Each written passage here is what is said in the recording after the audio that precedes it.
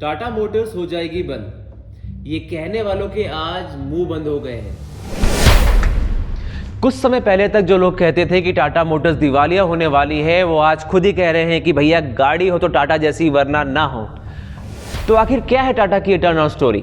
नमस्कार, मैं हूं कुंदन और आप देख रहे हैं वहां का नया शो ब्रांड गाथा, जहां हम बात कर रहे हैं आज टाटा मोटर्स की, जिसने लाख मुसीबतों के बीच भी अपनी साख और चमक को खोने नहीं दिया।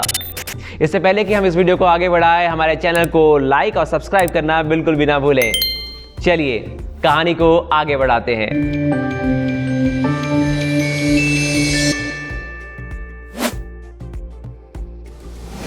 साल 1945। देश में आजादी के नारे बुलंद थे और बुलंद थे टाटा ग्रुप के इरादे। तभी तो लाख मुसीबतों के बीच भी टेल्को जैसी बड़ी कंपनी की नींव रख दी गई।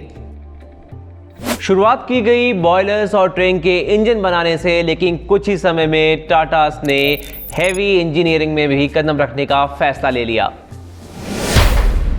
साल 1947। इससे पहले कि टेल्को कुछ बड़ा कर पाती, देश में बंटवारा हो गया और इस बंटवारे ने ना सिर्फ देश के लोगों को बल्कि टाटा की टेल्को जैसी कंपनी को भी झकझोर कर रख दिया।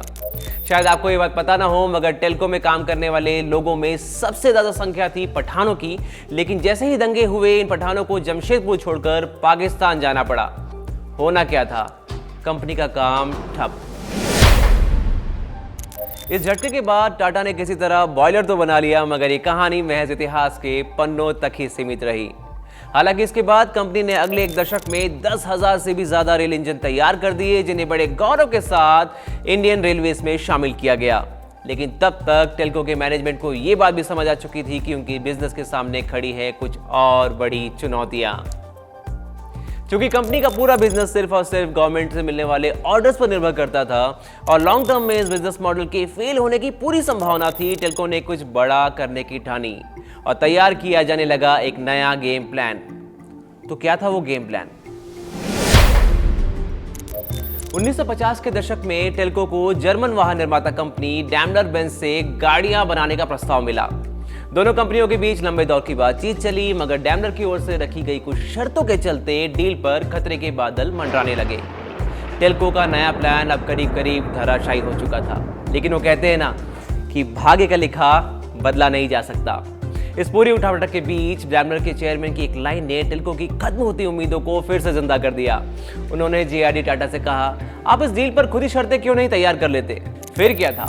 टाटा की शर्तों पर डील फाइनल हुई और साल 1954 में टाटा के ट्रक्स अस्तित्व में आए और टीएमबी 312 मॉडल के साथ शुरू हुआ वो ऐतिहासिक सफर, जिसके गवाह आज हम सब हैं। साल 1969। टेल्को को फाइनली ब्रांड टाटा के तहत लाया गया। इसके बाद कंपनी ने समय समय पर ढेरों गाड़ियां बनाई। 1964 के 1210 मॉडल को 1975 में एक नया स्वरूप प्रदान किया गया और 1983 तक कंपनी ने हैवी कमर्शियल गाड़ियां बनाना भी शुरू कर दिया। वर्ष 1986 में टाटा ने सबसे सफल एलसीवी मॉडल 407 को लॉन्च किया। इस गाड़ी ने इंडिया भर के ट्रांसपोर्टर्स का दिल जीत लिया। एक किफायती मॉडल जिसने कईयों की तकदीर बदल दी।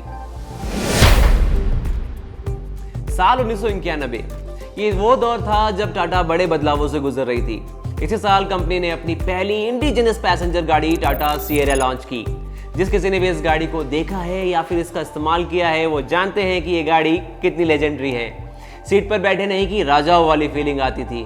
वैसे एक बात बताएं, ये राजाओं वाली फीलिंग ना आप फिर से ले सकेंगे, क्योंकि संभवतः टाटा मोटर्स बहुत जल्द सिएरा का ईवी वर्जन लॉन्च कर सकती है। बता दें कि 90 के दशक में ही टाटा ने अपनी सबसे सफल गाड़ियों को लॉन्च किया था। 1994 में आई टाटा सुमो और 1998 में आई टाटा सफारी को भला कैसे भुलाया जा सकता है? भाई साहब, गाड़ियां नहीं, जान थी सड़कों की ये। लेकिन इसी साल कुछ ऐसा हुआ जिसने टाटा की साख को हिलाकर रख दिया। तो आखिर क्या हुआ था टाटा मोटर्स के साथ? जानेंगे वीडियो के सेकंड पार्ट में। तब तक के लिए कीजिए थोड़ा सा इंतजार।